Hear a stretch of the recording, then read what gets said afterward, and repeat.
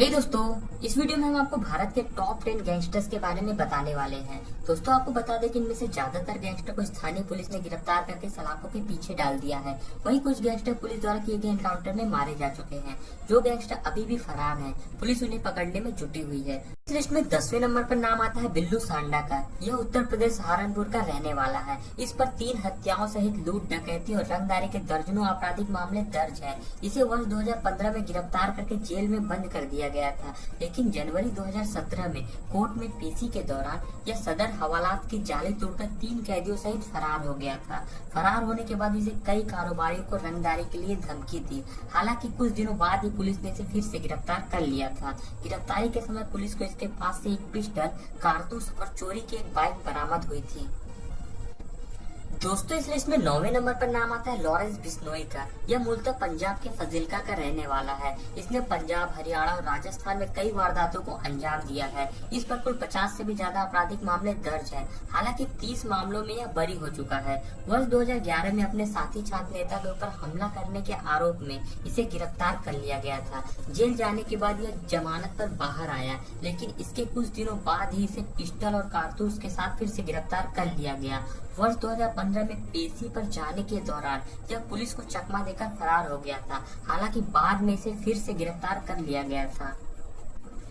दोस्तों, इस लिस्ट में 8वें नंबर पर नाम आता है उत्तर प्रदेश और उत्तराखंड के कुख्यात गैंगस्टर सुनील राठी का। इसने वर्ष 1999 में जुर्म की दुनिया में कदम रखा था, जब कुछ बदमाशों ने इसके पिता की हत्या कर दी थी। इस पर हत्या के प्रयास और लूटपाट के दर्जनों आपराधिक मामले दर्ज हैं। बीजेपी विधायक कृष्णानंद राय की हत्या के आरोपी माफिया डॉन मुन्ना बजरंगी की जेल में गोली मारकर हत्या करने के बाद सुनील राठी का नाम सुर्खियों में आया था। सुनील राठी फिलहाल बागपत जेल में बंद है। दोस्तों, इस लिस्ट में 7वें नंबर पर नाम आता है हरियाणा के कुख्यात गैंगस्टर पपला गुर्जर का। इसने अपने गुरु की हत्या का बदला लेने के लिए जुर्म की दुनिया में कदम रखा था। इस पर हत्या के प्रयास और मारपीट के दर्जनों आपराधिक मामले दर्ज हैं। इसे फरवरी 2016 में अपने गुरु की हत्या के बदला लेने के लिए किए गए 4 हत्याओं के आरोप में गिरफ्तार कर लिया गया था। 1 साल तक जेल में रहने के बाद सितंबर 2017 में महेंद्रगढ़ कोर्ट में पेशी के दौरान इसके साथी इसे भगाकर ले गए थे। हालांकि पुलिस ने इसे फिर से गिरफ्तार कर लिया था। इसके बाद सितंबर 2019 में इसके साथियों ने पुलिस स्टेशन पर हमला कर इसे फिर से भगाकर ले गए। दोस्तों, इस लिस्ट में 6वें नंबर पर नाम आता है दिल्ली के कुख्यात गैंगस्टर नीरज भवाना का। इसे फिरौती के धंधे का किंग भी कहा जाता है। इस पर हत्या, किडनैपिंग और जबरन वसूली के कुल 100 से भी ज्यादा आपराधिक मामले दर्ज हैं। इसने वर्ष 2004 में पहला कत्ल तब किया था जब यह नाबालिग था। दोस्तों, आपको बता दें कि नीरज भवाना ने ही कुख्यात अमित खुरा को भरी कोर्ट से गोलियां चलाकर भगाकर ले गया था।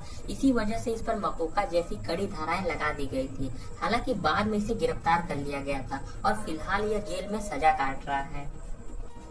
दोस्तों, इस लिस्ट में 5वें नंबर पर नाम आता है पंजाब का रॉबिन हुड कहे जाने वाले रुपिंदर गांधी का। 22 वर्ष की उम्र में ही यह गांव का सरपंच बन गया था। इतना ही नहीं, यह राष्ट्रीय स्तर का फुटबॉल खिलाड़ी, चंडीगढ़ की पंजाब यूनिवर्सिटी का छात्र और स्थानीय यूथ आइकॉन था। गांव वालों के लिए एक प्यारा लड़का था, पर गांव के बाहर लोग इसके नाम से कांपते थे। यह शुरुआत से ही कई राजनीतिक लड़ाइयों में शामिल था, इसलिए बहुत से गैंगस्टर और नेता इसे अपने रास्ते का रोड़ा समझने लगे थे। इसके दुश्मनों की संख्या दिन प्रतिदिन बढ़ती जा रही थी और वो सभी इसे रास्ते से हटाना चाहते थे। दोस्तों, आपको बता दें कि 9 सितंबर 2003 में इसकी बेरहमी से हत्या कर दी गई थी। इसे 5 सितंबर को अगवा करके सलोड़ी गांव में रखा गया था और यहीं पर इसे 2 गोलियां मारकर भाखड़ा नहर में फेंक दिया गया। जब पुलिस को इसकी लाश मिली तो पुलिस ने चोरी छिपे इसका अंतिम संस्कार कर दिया, ताकि इसके चाहने वाले इसके मृत्यु पर किसी तरह का प्रदर्शन न कर सके। आपको बता दें कि रुपिंदर गांधी के अंतिम संस्कार को लेकर कई तरह के मतभेद होते आए हैं। पुलिस का कहना है कि उन्हें कभी भी गांधी की बॉडी मिली ही नहीं। आपको बता दें कि रुपिंदर गांधी की जिंदगी पर 2 पंजाबी फिल्में भी बन चुकी हैं।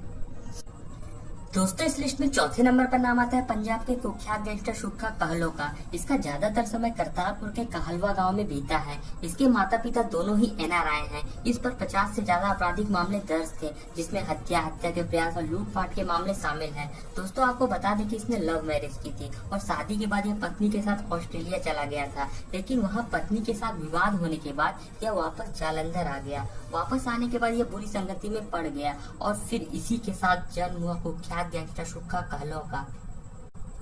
दोस्तों आपको बता दें कि जनवरी 2015 को पुलिस की मौजूदगी में 15 से 20 हमलावरों ने सुक्खा पर 60 से ज्यादा गोलियां दागकर उसकी निर्मम हत्या कर दी थी। उस दिन पंजाब पुलिस सुक्खा को नाभा जेल से जालंधर अदालत में पेशी के लिए लेकर गई थी। जालंधर अदालत में पेशी भुगतने के बाद गैंगस्टर सुक्खा को जब वापस नाभा जेल ले जाया जा रहा था, उसी समय फिल्मी स्टाइल में पहुंची 2 फॉर्च्यूनर कार ने पुलिस वैन को घेर लिया। इसके बाद कार से आए हमलावरों ने सुक्खा पर गोलियां बरसाना शुरू कर दिया। कई गोलियां लगने की वजह से मौके पर सुक्खा मारा गया था।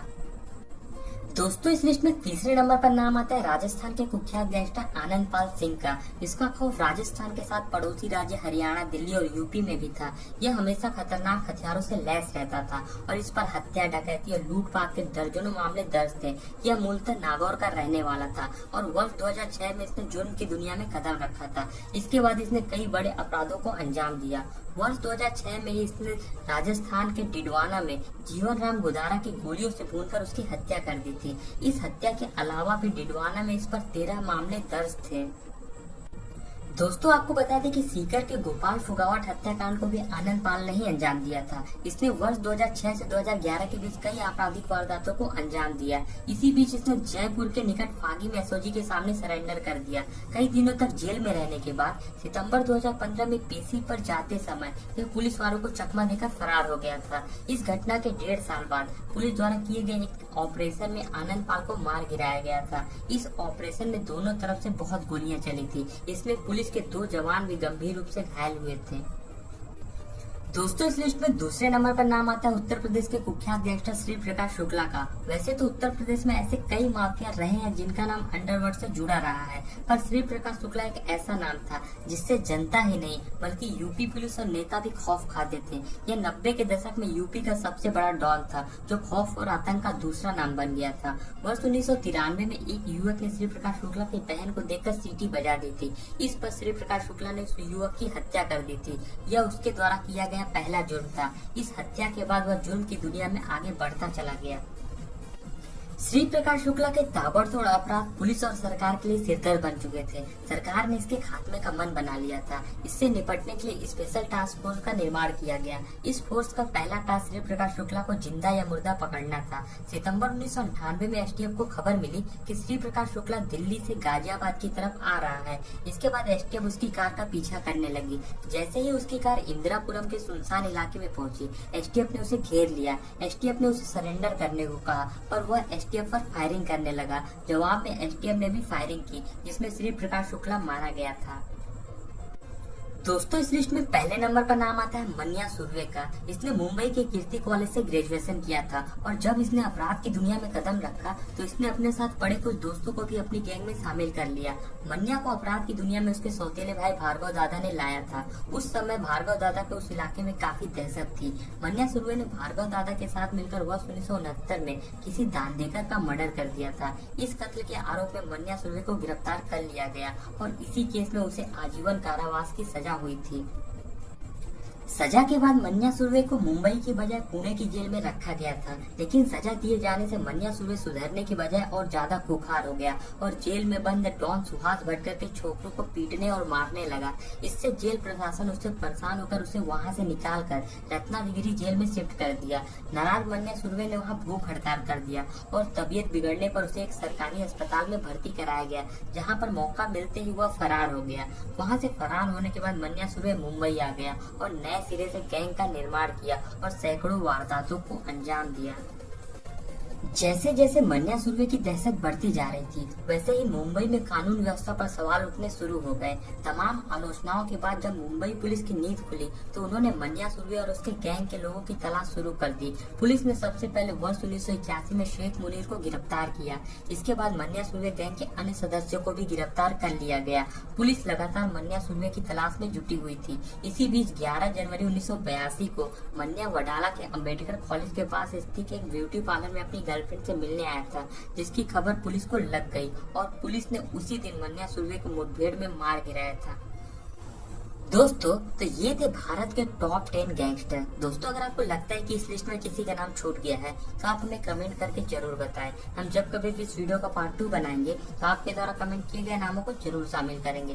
दोस्तों अगली वीडियो आप किस पर चाहते हो वो भी नीचे कमेंट करके बताओ। ये वीडियो अगर आपको अच्छी लगी तो लाइक और शेयर जरूर करें।